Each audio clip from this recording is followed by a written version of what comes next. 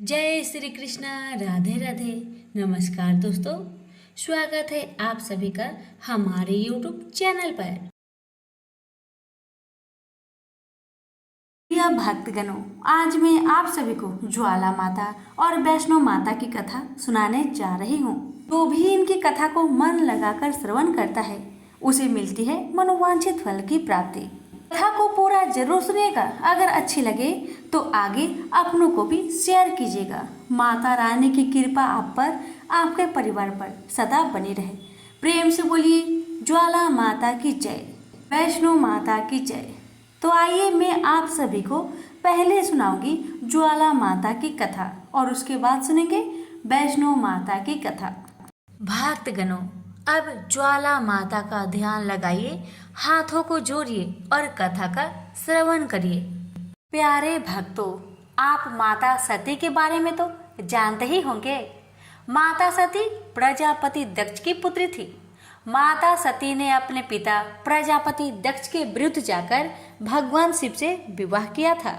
एक बार जब प्रजापति दक्ष ने एक विशाल योग का आयोजन किया था, तब प्रजापति दक्ष ने भगवान शिव और सती को छोड़ समस्त देवी देवताओं को निमंत्रित किया था। भगवान शिव के लाख मना करने के बावजूद भी माता सती यज्ञ में गई। माता सती ने अपने पिता प्रजापति दक्ष से पूछा कि आपने मुझे और भोलेनाथ को यज्ञ में निमंत्रित क्यों नहीं किया। इस पर प्रजापति दक्ष भगवान भोलेनाथ को बहुत अपमानित किए। इस अपमान को माता सह न सकी और वही हवन कुंड में कूदकर जलकर भस्म हो गई। इस बात से भगवान भोलेनाथ बहुत क्रोधित हुए। वो माता सती के शव को लेकर तांडव कर रहे थे। इस पर सभी देवता बहुत भयभीत हो गए और भगवान विष्णु के पास गए। तब भगवान विष्णु ने अपने सुदर्शन चक्र से माता सती के शरीर के टुकड़े टुकड़े कर दिए। जिस जिस स्थान पर माता सती का अंग गिरा है वो शक्तिपीठ कहलाया। कुल 51 शक्तिपीठ है। ज्वाला माँ का मंदिर जहाँ पर है वहाँ पर माता सती की जिह्वा कटकर गिरी थी। इस मंदिर से प्राकृतिक रूप से 9 ज्वालाएं जलती है। ये हमेशा जलती रहती है। कथा। ध्यानु भगत का जन्म एक छोटे से गांव में हुआ था। इनके जन्म के पश्चात ही इनके माता पिता की मृत्यु हो गई। सभी गांव वाले इन्हें मनहूस कहते थे।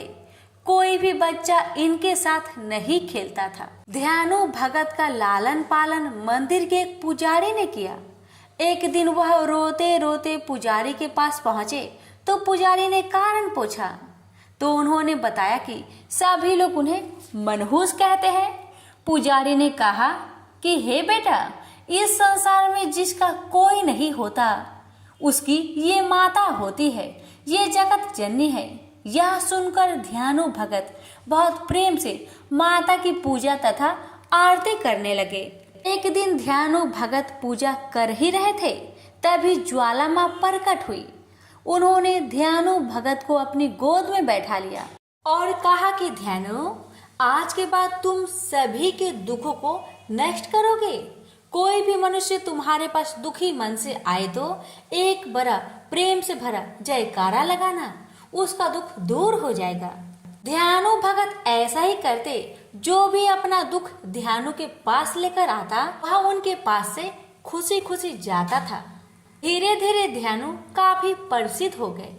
एक बार ध्यानु भगत गांव वालों के साथ ज्वाला माता के धाम जा रहे थे कि रास्ते में अकबर के सैनिकों ने ध्यानु को रोक लिया और पूछा कि कहाँ जा रहे हो।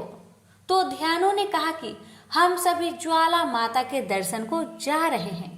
अकबर ने कहा कि हम भी ज्वाला माता का चमत्कार देखना चाहते हैं। हम तुम्हारे घोड़े की गर्दन को कटवा देंगे। अपनी ज्वाला माता से कहना कि घोड़े की गर्दन जोड़ दे, तब हम मानेंगे कि तुम्हारी ज्वाला माता में शक्ति है। ध्यानु ने कहा कि महाराज, आप मेरे घोड़े का पूरा शरीर मस्तक सहित किसी सुरक्षित स्थान पर 1 महीने के लिए रखवा दीजिएगा। अकबर इस पर मान गया और बोला कि तुम्हारे घोड़े की शव को 1 महीने तक सुरक्षित रखवा दिया जाएगा। उसके बाद अकबर ने ध्यानु भगत और सभी गांव वालों को छोड़ दिया। उन सबके साथ अकबर के 2 सैनिक भी गए। स्नान करके ध्यानु भगत तथा सभी गांव वाले ज्वाला माँ की आरती करने लगे। तब ध्यानु भगत से माता को दर्शन के लिए आग्रह किया, लेकिन बहुत समय हो गया, फिर भी माता ने दर्शन नहीं दिया। तब ध्यानु भगत ने तलवार से अपना सिर काटकर माता को भेंट कर दिया। इससे ज्वाला माँ बहुत प्रसन्न हुई और ध्यानु भगत का सिर धड़ से जोड़ दिया। माता ने ध्यानु भगत से कहा कि तुम मेरे सच्चे भक्त हो, तुम्हारे घोड़े का सिर धड़ से जोड़ दिया है। यदि तुम हमसे और कुछ वरदान मांगना चाहते हो तो बताओ। ध्यानु भगत ने ज्वाला माता से कहा कि हे माँ, यदि आप मुझ पर प्रसन्न हैं तो यह वरदान दीजिए कि आप प्रसन्न होने के लिए किसी से उनके मस्तक की बलि नहीं मांगोगी। हर मनुष्य अपना मस्तक काटकर आपको नहीं चढ़ा सकता। माता ने कहा ठीक है, आज के बाद मैं सच्चे भक्तों की भक्ति से ही प्रसन्न हो जाऊंगी। अब अकबर को जब इस घटना की जानकारी हुई, तब अकबर ने कहा कि ज्वाला मंदिर में जो दीपक जलता रहता है उसे बुझा दो। सैनिकों ने बहुत प्रयास किया लेकिन दीपक को बुझा नहीं सके। अकबर के सैनिकों ने अकबर को सारी घटना की जानकारी दी। तब अकबर ने कहा कि हम भी ज्वाला माई का दर्शन करने के लिए जाएंगे। एक सोने का छत्र बनवाया जाए।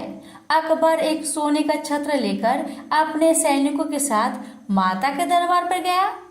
वहां पर अकबर ने जैसे ही वह सोने का छत्र चढ़ाने की कोशिश की, वह छत्र अकबर के हाथ से छूटकर वही जमीन पर गिर गया। वह छत्र आज भी ज्वाला माँ के मंदिर में मौजूद है।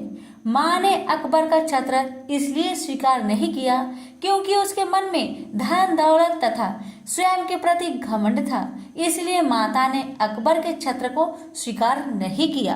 प्रेम से बोलिए ज्वाला माता की जय। अब सुनिए दूसरी कथा। दूसरी कथा है वैष्णो माता की। ये भक्तगणों, अपने हाथों को जोड़िए, वैष्णो माता का ध्यान धरिए और कथा का श्रवण करिए। प्राचीन समय की बात है। एक दैत्य था। उसने ब्रह्मा जी की कठोर तपस्या की। कई वर्षों की कठिन तपस्या के बाद ब्रह्मा जी प्रकट हुए। ब्रह्मा जी ने उस दैत्य से कहा कि वरदान मांगो। उस दैत्य ने कहा कि हे ब्रह्मदेव, यदि आप हमारी तपस्या से प्रसन्न हैं तो मुझे यह वरदान दीजिए कि गर्भ से उत्पन्न प्राणी मुझे मार ना सके। ब्रह्मा ने कहा कि ठीक है, ऐसा ही होगा। वह दैत्य अपने आप को भगवान समझने लगा, अपने आप को अमर समझने लगा। उस दैत्य ने अपनी दैत्य सेना से कहा कि पृथ्वी पर जाओ और सबसे कहो कि सब हमारी पूजा करे, हमें भगवान माने, और जो ऐसा ना करे उसे समाप्त कर दो। दैत्य सेना पृथ्वी पर गई और सभी साधु सन्यासियों को मार डाला। उधर पृथ्वी पर नारद जी यही सब देख रहे थे।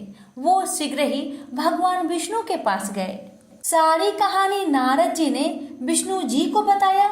नारद जी ने कहा कि आप जल्दी से अवतार लेकर उस दैत्य का अंत करिए।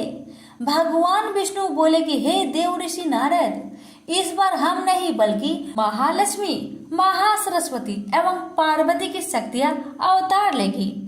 आप इन शक्तियों का आह्वान करिए। देवर्षि नारद ने ऐसा ही किया।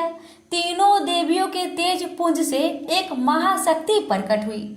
नारद जी के कहने पर वह शक्ति भगवान विष्णु के पास गई। विष्णु जी ने कहा कि हे देवी, दैत्य का अत्याचार पृथ्वी पर बहुत बढ़ गया है। आप शीघ्र ही उस दैत्य का अंत करिए। विष्णु जी की आज्ञा पाकर माँ शेरों वाली ने उस दैत्य का संहार किया। इसके बाद वह वापस भगवान विष्णु के पास गई और बोली कि हे प्रभु, हमारा उद्देश्य पूरा हुआ, अब आप मुझे अपने अंदर समाहित कर लीजिए। भगवान विष्णु बोले कि नहीं देवी, आप मुझ में नहीं समा सकती। आपको धर्म का प्रचार करना है। आप राजा रत्नाकर के यहाँ पुत्री के रूप में जन्म लीजिए। मैं आपको वहाँ जल्दी मिलूंगा। राजा रत्नाकर के यहाँ माता ने जन्म लिया। पूरे राज्य में खुशी का माहौल था। राजा रत्नाकर ने अपनी पुत्री का नाम त्रिकूटा रखा। त्रिकूटा बचपन से ही भगवान विष्णु की बहुत बड़ी भक्त थी। वह सुबह शाम दिन रात केवल भगवान विष्णु की ही पूजा करती थी। नारद जी ने त्रिकूटा से कहा कि भगवान विष्णु ने राम के रूप में राजा दशरथ के यहाँ जन्म लिया है। वह अपनी पत्नी सीता माता के साथ 14 वर्ष के लिए वनवास के लिए निकले हैं। त्रिकूटा को जब यह बात पता चली तो उसने अपना राजपाट सुख ऐश्वर्य त्याग कर दिया और अकेले जंगल में कुटिया में रहकर भगवान राम की तपस्या करने लगी। पार्वती जी ने भगवान राम की परीक्षा लेने की सोची। वह राम के सामने माता सीता का रूप रखकर आई, लेकिन राम ने माता पार्वती को पहचान लिया।